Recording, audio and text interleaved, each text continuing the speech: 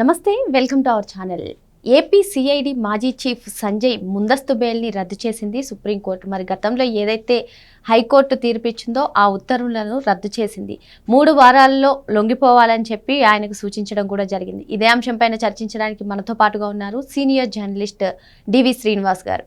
నమస్తే సార్. నమస్తే. సిఐడి చీఫ్గా, అదేవిధంగా అగ్నిమాపక డైరెక్టర్ జనరల్గా ఎన్నో అవినీతి కార్యక్రమాలు, అధికార దుర్వినియోగాలకు పాల్పడ్డారని చెప్పి సంజయ్ పైన చాలా అభియోగాలు ఉన్నాయి సార్. మరి ఇలా ఉన్నా సరే హైకోర్టులో ఆయనకి ముందస్తు బెయిల్ ఇవ్వడం జరిగింది. మరి ఇదే అంశం పైన సుప్రీంకోర్టులో ఈ ముందస్తు బెయిల్ని రద్దు చేయడం జరిగింది.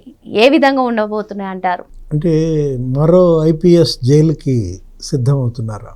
ఆల్రెడీ ఒక ఐపీఎస్ జైలుకి వెళ్ళారు, బెయిల్పై రిలీజ్ అయ్యారు, మెడికల్ బెయిల్. ఎవరు? PSR Anjaneyulu Kadambari Jethwani kidnap case, లేకపోతే రఘురామకృష్ణరాజు చిత్రహింసల కేసు, అనేక కేసులు పిఎస్ఆర్ ఆంజనేయుల పైన కూడా ఉన్నాయి. ఐఏపీఎస్సి క్వశ్చన్ పేపర్ ఇది ఉంది కదా, ఆ కేసు.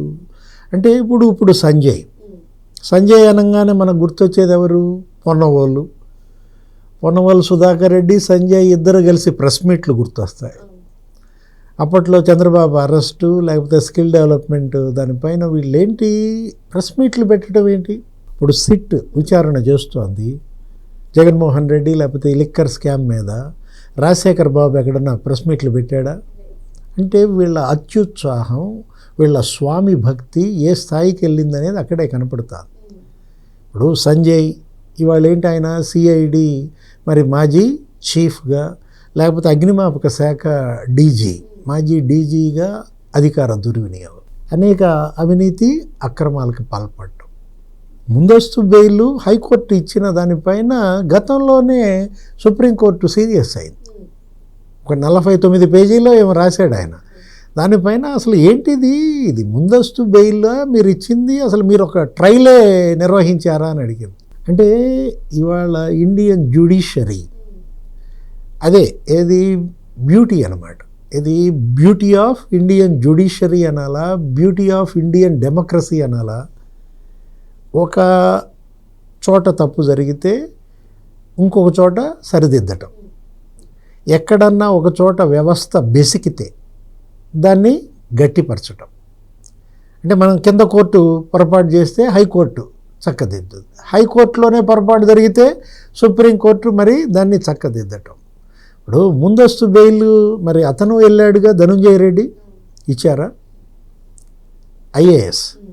లేకపోతే ముందస్తు బెయిల్ మిథున్ రెడ్డి కూడా వెళ్ళాడు కదా. అసలు వీళ్ళు క్వాష్ పిటిషన్లు కూడా వేశారు, క్వాష్ పిటిషన్లు కొట్టేశారు, ముందస్తు బెయిల్ ఇవ్వలేదు, అసలు బెయిలే ఇవ్వట్లేదు. అలాంటిది మరి ఇతనికి ఎలా ఇచ్చారు ముందస్తు బెయిల్? అంటే ఐపీఎస్ అని ఇచ్చారా? మరి పిఎస్ఆర్ ఆంజనేయులకి ఇవ్వలేదు, దీనికి ఎలా ఇచ్చారు? అంటే మొన్న ఇచ్చింది మెడికల్ బెయిల్. ఆయన ఏంటి, ఆయనకి ఏదో హెల్త్ బాగోట్లేదంటే ఇచ్చారు. ఇప్పుడు మనం ఏమంటున్నామంటే ఇక్కడ jail is exception, bail is the right. ఇది మనం చెప్పింది కాదు, జస్టిస్ కృష్ణయ్యర్ చెప్పారు.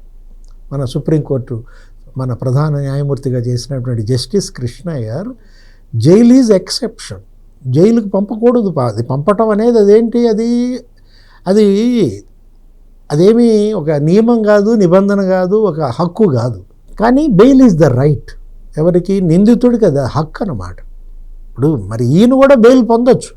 ఎప్పుడు అరెస్ట్ అయినాక బెయిల్ అడగటం వేరు, ముందస్తు బెయిల్ అడగటం వేరు. మిథున్ రెడ్డికి ఇవ్వలేదు, ధనుంజయ రెడ్డికి ఇవ్వలేదు. ఎందుకంటే అవినీతి కుంభకోణాలు వీళ్ళు పాల్పడింది. అవినీతి కుంభకోణాలకు పాల్పడి నువ్వు ముందస్తు బెయిల్ అడిగితే ఏంటి? సంజయ్ మీద అభియోగాలు 8 అభియోగాలు ఉన్నాయి సంజయ్ పైన. ఆయన అగ్నిమాపక శాఖలో ఉన్నప్పుడు ఏదో బిమ్మిని చేశాడు. ఏం చేశాడు? ల్యాప్టాప్లు కొన్నారు, లేకపోతే ట్యాబులు కొన్నారు, అక్కడ గోల్మాల్ ఏదో చేశారు. అదేంటి దాని పేరు? సౌత్రిక టెక్నాలజీస్, ఒక డమ్మీ కంపెనీ ఏదో పెట్టుకుని బిల్లులు చేసుకున్నారు. లేకపోతే ఇంకేం చేశాడు? ఎస్సీ ఎస్టీ అట్రాసిటీ మీద అవగాహన కల్పిస్తున్నాం ప్రజలకి అని చెప్పి బిల్డప్ ఇచ్చి అక్కడ ఏదో కృత్యాప్ టెక్నాలజీస్ అనే ఒక డమ్మీ కంపెనీ ఒకదాన్ని పట్టుకొచ్చి ఒక 60 లక్షలు ఒకసారి, 60 లక్షలకు ఒకసారి బిల్లులు చేసుకున్నారు. ఎంత? 1,19,00,000 ఎంతో ఉంటుంది. అంటే ఇప్పుడు మీరు పెట్టిన అవగాహన సదస్సులు ఎక్కడ? ప్రభుత్వ కార్యాలయాల్లో. కానీ ఏమని చూపించారు? కమ్యూనిటీ హాల్లో పెట్టినట్టుగా చూపించారు. అద్దె బిల్లులు తీసుకున్నారు. అంటే దొంగ బిల్లులు ప్రొడ్యూస్ చేసి అలా చేయొచ్చా? లేకపోతే ఇంకేం చేశారు? అసలు వీళ్ళు నీ ఫోన్తో వీడియో తీసావు, వీడియోగ్రఫీ పలానా వీడియో సెంటర్ అని చెప్పి బిల్లు పెట్టావు. అక్కడ ఉన్నటువంటి పోలీస్ అధికారులు, ఆ కానిస్టేబుళ్ళు వాళ్ళతో ఫోనుల్లో, మొబైల్ ఫోన్లో వీడియో తీయించి వీడియో బిల్లులు పెడితే అదే ఇక ఏది స్నాక్స్ అనో లేకపోతే భోజనాలనో కాఫీ అనో కక్కుర్తి పడ్డారు. అసలు సదస్సులు జరిపారా? జరపకుండానే జరిపినట్టుగా బిల్డప్ ఇచ్చారా? ఇవాళ అవి పేక్కు చుట్టుకున్నాయి. సార్ అసలు ఒక రాజకీయ నాయకుడు అవినీతికి పాల్పడుతున్నారంటే మామూలుగా జరిగే విషయం సార్. కానీ ఒక ఐపీఎస్ ఆఫీసర్ అయి ఉండి ఈ విధంగా అవినీతికి పాల్పడడాన్ని ఏ విధంగా చూడాలంటారు? సహవాస దోషం. ఏ దోషం? సహవాస దోషం. రాజకీయ నాయకులతో వీళ్ళ యొక్క ఫ్రెండ్షిప్, మరి వాళ్ళు వాళ్ళ అవినీతి వ్యాధిని వీళ్ళకి అంటించారనమాట. అదొక అంటువ్యాధి. ఇప్పుడు వీళ్ళు ఏంటంటే వాడు తింటున్నాడు కాబట్టి నేను ఎందుకు తినకూడదు, ఇట్లా వీళ్ళకి జీతాలు ఉంటాయి. అసలు మీరు ఐపీఎస్ ఐఏఎస్ ఎందుకు వచ్చారు? అసలు ఇక్కడ దేశంలో మీరు పెద్ద తెలివిగలాళ్ళని కదా, మీరు బాగా కష్టపడ్డారు, చదువుకున్నారు, మంచి తెలివితేటలు ఉన్నారు, ఈ దేశానికి సేవ చేయండి, ఇక్కడ ప్రజలకి సేవ చేయండి అని మిమ్మల్ని నియమిస్తే పబ్లిక్ సర్వెంట్స్గా ఉండాల్సిన వాళ్ళు.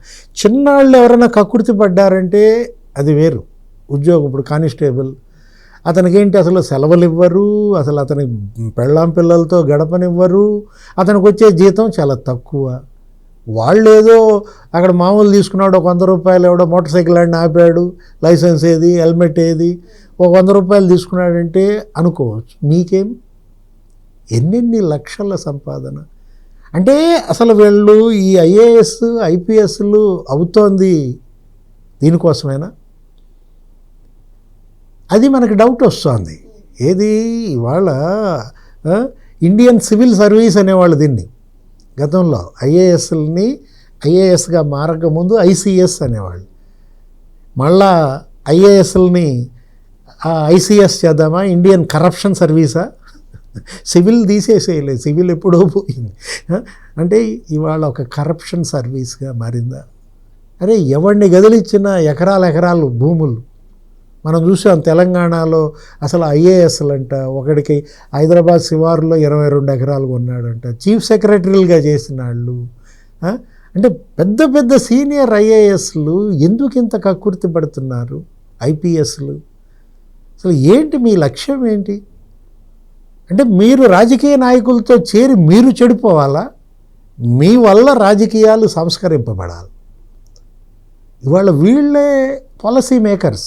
నిజంగా చెప్పాలంటే పాలసీ మేకర్స్ చట్టసభల్లో ఉరికే చర్చే జరిగేది. వాళ్ళని చెప్తాం మనం ఎమ్మెల్యేలు ఎంపీలు, వాళ్ళని పాలసీ మేకర్స్ అంటాం. మీరు పాలసీ తయారు చేసి మీరు వాళ్ళకి ఇవ్వాలి, వాళ్ళు చర్చించి ప్రజలు ఏం కోరుకుంటున్నారు ఏంటి అనేది దానికి వాల్యూ ఎడిషన్ వాళ్ళు ఇస్తారు. అలా పాలసీ తయారవుతుంది. ఒక పాలసీ, ఒక బెస్ట్ పాలసీ కనుక వస్తే తలరాతలు మారిపోతాయి, ప్రజల తలరాతలు మారుతాయి. ఇప్పుడు ఐటీ పాలసీ ఉంది, ఇన్ఫర్మేషన్ టెక్నాలజీ అనే ఒక పాలసీ ఇవ్వడం ద్వారా ఐటీ రంగంలో ఇవాళ ఎంతమంది ఉపాధి పొందుతున్నారు? అంటే ఈ ఐఏఎస్లు ఈ ఐపీఎస్లు వీళ్ళకి ఇచ్చినటువంటి విధి నిర్వహణ గాలికి వదిలేశారు. ఈ 3 అక్షరాలు అడ్డం పెట్టుకుని దోచేయాలి, తినేయాలి, దాచుకోవాలి అనేటటువంటి ఒక బరి తెగింపుకి పాల్పడుతున్నారు. ఎంతమంది ఐపీఎస్లు సస్పెండ్ అయ్యారమ్మా జగన్ టైంలో? 6. ఎవరు? పిఎస్ఆర్ ఆంజనేయుల దగ్గర నుంచి, సునీల్ కుమార్ దగ్గర నుంచి, జాషువా, కాంతిరాణా టాటా, విశాల్ గున్ని, ఇప్పుడు ఈయన సంజయ్. అంటే జైలుకు వెళ్ళబోతున్న 2వ ఐపీఎస్ ఇవాళ కొత్త రికార్డు సృష్టిస్తున్నాడా సంజయ్? సుప్రీంకోర్టు ఏదో 3 వారాలు వ్యవధి ఇచ్చింది, లొంగిపోవడానికి 3 వారాలు వ్యవధి ఇచ్చిందంటే అవినీతి కుంభకోణాల పట్ల కోర్టులు ఎంత కన్నెర్ర చేస్తున్నాయో ఇక్కడ అదే మనకి ఉదాహరణ. ఇప్పుడు ధనుంజయ రెడ్డిని ఎందుకు ఇవ్వలేదు? లేకపోతే మిథున్ రెడ్డికి ఎందుకని ఇవ్వలేదు? కారణం ఇదే. చెవిరెడ్డి భాస్కర్ రెడ్డి చెవిరెడ్డి అసలు మామూలు యాక్షన్ చేయటంలో భీకరంగా అసలు అతను హాస్పిటల్ దగ్గర యాక్షను, కోర్టుల దగ్గర యాక్షను, ఒట్లు పెట్టుకుంటాడు, అమ్మతోడు అంటాడు, దేవుడి తోడు అంటాడు. కానీ ఏంటి, మీరు అవినీతి రొచ్చులో మెడలోతు కూరుకుపోయారు. మిమ్మల్ని బయటేయటం దేవుడి తరం కూడా కాదనమాట. కాకపోతే ఇప్పటికన్నా వీళ్ళల్లో పశ్చాత్తాపం రావాలి. వీళ్ళను చూసి తర్వాత తరాలు ఒక గుణపాఠం కావాలి. ఐఏఎస్లు ఇప్పుడున్నటువంటి వాళ్ళు, భవిష్యత్తులో వచ్చేటటువంటి వాళ్ళు, మనకి మళ్ళా ధనుంజయ రెడ్డి లాంటి పరిస్థితి రాకూడదు, మనకి మళ్ళా శ్రీలక్ష్మి లాంటి పరిస్థితి రాకూడదు అనేటటువంటి ఒక గుణపాఠం కావాలి. ఐపీఎస్లైనా ఎవరైనా సరే, ఇప్పుడు ఏంటి ఎస్పీలుగా పనిచేస్తున్నాళ్ళు, లేకపోతే ఇంకా పై స్థాయికి వచ్చినటువంటి వాళ్ళు, డిఎస్పీలుగా ఉన్నటువంటి వాళ్ళు, వీళ్ళందరూ కూడా ఏంటి, పిఎస్ఆర్ ఆంజనేయులకు వచ్చినటువంటి కర్మ మనకి పట్టకూడదు.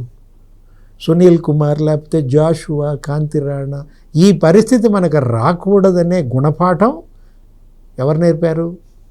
జగన్మోహన్ రెడ్డి. మరి మొత్తానికి రాజకీయ నేతల సహవాస దోషం వల్లే అధికారులు ఈ విధంగా అవినీతి కుంభకోణాల్లో చిక్కుకుంటున్నారని, ఇప్పుడు మరి ఎవరైతే అవినీతి కుంభకోణాలు చేశారో వాళ్ళందరూ కూడా భవిష్యత్ తరాల్లో రాబోతున్నటువంటి అధికారులకు ఒక గుణపాఠం కావాలని చెప్పి సార్ చెప్తున్నారు. మరో అంశంతో మళ్ళీ కలుద్దాం. Thank you sir. నమస్తే.